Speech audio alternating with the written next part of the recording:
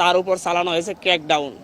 সেখানে ক্র্যাকডাউন চালিয়ে প্রায় আমরা এখন পর্যন্ত, যেহেতু আমরা অনলাইনের সাথে যুক্ত নই, মিডিয়ার মাধ্যমে যেটা পাচ্ছি সেখানে কোনো মিডিয়ায় বলা হচ্ছে যে 2 শতাধিক, কোনো মিডিয়ায় বলা হচ্ছে 3 শতাধিক। আমরা মনে করি এর চাইতে বেশি সংখ্যক আমাদের ছাত্র ভাইয়েরা খুনের শিকার হয়েছে। তাদেরকে রাস্তায় নির্বিচারে গুলি করে খুন করা হয়েছে।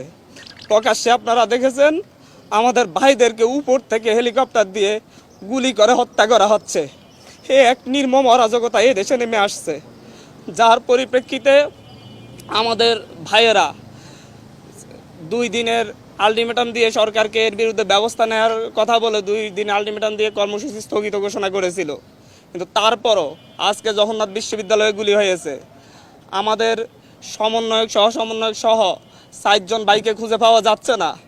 আসিফ মাহমুদ ভাই, আবু বাকের মজুমদার, আব্দুল কাদের এবং রশিদুল ইসলাম রিফাত, এদেরকে খুঁজে পাওয়া যাচ্ছে না। ওদের বাবা মা মর্গে তাদের সন্তানদের খোঁজ নিচ্ছেন, ডিবি অফিসে গিয়ে খোঁজ পাচ্ছেন না। এক থানা থেকে আরেক থানায় তাদেরকে ঘুরপাক খাওয়ানো হচ্ছে। এ কোন স্বাধীন সভ্য রাষ্ট্রে আমরা বসবাস করতেছি? আমরা এই জাতির কাছে প্রশ্ন রাখছি, আমরা প্রধানমন্ত্রীর কাছে প্রশ্ন রাখছি। 71-এ কি 30 লক্ষ শহীদেরা রক্ত দিয়ে আমাদেরকে এরকম একটা রাষ্ট্র উপহার দেওয়ার জন্য রক্ত দিয়েছিলেন? এই পর্যায়ে আমাদের যেটা আমরা দেখতে পাই, আমরা তো একটা যৌক্তিক দাবি নিয়ে রাস্তায় নেমেছিলাম। সেই যৌক্তিক দাবির জন্য কেন আমাদের 200 প্রাণ দিতে হবে? এই দেশের রাষ্ট্র ব্যবস্থার কাছে, সরকার ব্যবস্থার কাছে, শাসন ব্যবস্থার কাছে, এই দেশের বিচার বিভাগের কাছে, এই দেশের সংবিধানকে আমরা মাথায় রেখে আমরা প্রশ্ন করতে চাচ্ছি, একটা যৌক্তিক দাবি আদায়ে কেন 200 প্রাণ দেওয়ার পরে কেন সরকারের পক্ষ থেকে সংলাপের আহ্বান করা হবে? তার আগে কেন আহ্বান করা হয় নাই? কেন ছাত্রদের সাথে বসে এটা নিয়ে সমাধান করা হয় নাই? প্রত্যেকটা ক্ষেত্রে দমনের সিদ্ধান্ত কেন নিতে হবে একটি রাষ্ট্রকে? একটি স্বাধীন রাষ্ট্র কেন তারা দমন করবে, তারপরে দমন করতে না পারলে দাবি মেনে নিবে? এরকম সিদ্ধান্ত কাদের মাথা থেকে আসে?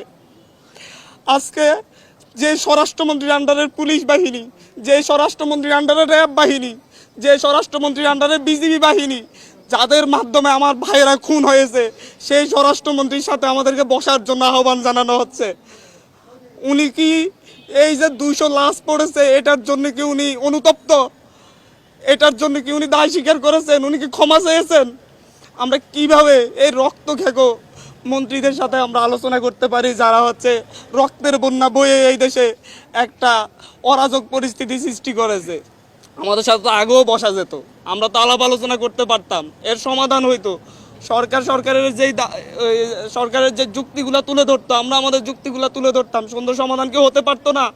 এই লাশগুলোর দায় কে নিবে? আজকে এখানে আপনাদের কাছে দাঁড়িয়েছি, অবিলম্বে আমাদের ভাইদের যাদেরকে গুম করা হয়েছে, যাদের আমরা খোঁজ পাচ্ছি না, তাদের অবিলম্বে সন্ধান দিতে হবে। 24 ঘন্টার মধ্যে সন্ধান না দিলে আমি আমার ভাইদেরকে নিয়ে আমি রাস্তায় শুয়ে থাকবো। আমরা আমাদের ভাইদের খোঁজ না পাওয়া পর্যন্ত প্রয়োজন আমাদেরকেও গুম করে নিয়ে যান। আমরা কেন বাইরে থেকে কান্না করব? আমাদের ভাইরা কি ক্যাম্পাসে, তাদের বাবা মা কি কান্না করতেছে না বাসায় বাসায়? এরকম অরাজক পরিস্থিতি তৈরি করে কেন আমাদের ভাইদেরকে খোঁজ পাওয়া যাবে না? রিফাত রশিদের ভাই, রিফাত রশিদের বাবা পথে পথে কান্না করতেছে, ঘুরতেছে। ধানমন্ডি থানায় গিয়েছে, ধানমন্ডি থানা বলতেছে আমাদের এখানে না। শাহবাগ থানায় গিয়েছে, শাহবাগ থানা বলতেছে আমাদের এখানে না। নিউ মার্কেট থানায় পাঠাচ্ছে, নিউ মার্কেট থানা বলতেছে আমাদের এখানে না। তাহলে কোথায় পাবে রিফাত রশিদকে? আমার একটা জুনিয়র ছোট ভাই, ওকে গুম করে দিতে হবে কেন আপনাদেরকে? রেসিডেন্সিয়ালের একটা 16-17 বছরের ছেলেকে গুলি করে মেরে বেড়া হয়েছে। পুলিশ বাহিনীর সাথে, র্যাবের সাথে, ডিজিএফআই এর সাথে লাঠি নিয়ে, অস্ত্র শস্ত্র নিয়ে সাদা পোশাকে ছাত্রলীগ যুবলীগ কেন হামলা করবে? বাংলাদেশের পুলিশ বাহিনী, বিজিবি এরা কি এতটা অপদার্থ হয়ে গিয়েছে যে আপনাদের সশস্ত্র গুন্ডা বাহিনীকে লাগবে আমাদের ভাইদেরকে নিধন করার জন্য? আমি আজকে সকালে পত্রিকা পড়তেছিলাম, পত্রিকায় দেখলাম যে বিভিন্ন মন্ত্রীরা, ক্ষমতাসীন দলের বিভিন্ন নেতারা হুমকি দিচ্ছেন এরপরে যদি আন্দোলন না থামে ওনারা দমন করবেন। ওনারা ছাত্র আন্দোলন দমন করার চিন্তা করেন। ওনারা ভুলে যাচ্ছেন 1952 সালে দমন করতে গিয়ে পাকিস্তানি হানাদাররা ব্যর্থ হয়েছে।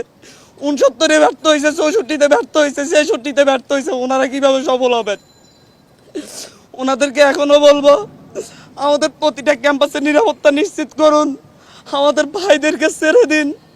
আমি নিজে আতঙ্কিত।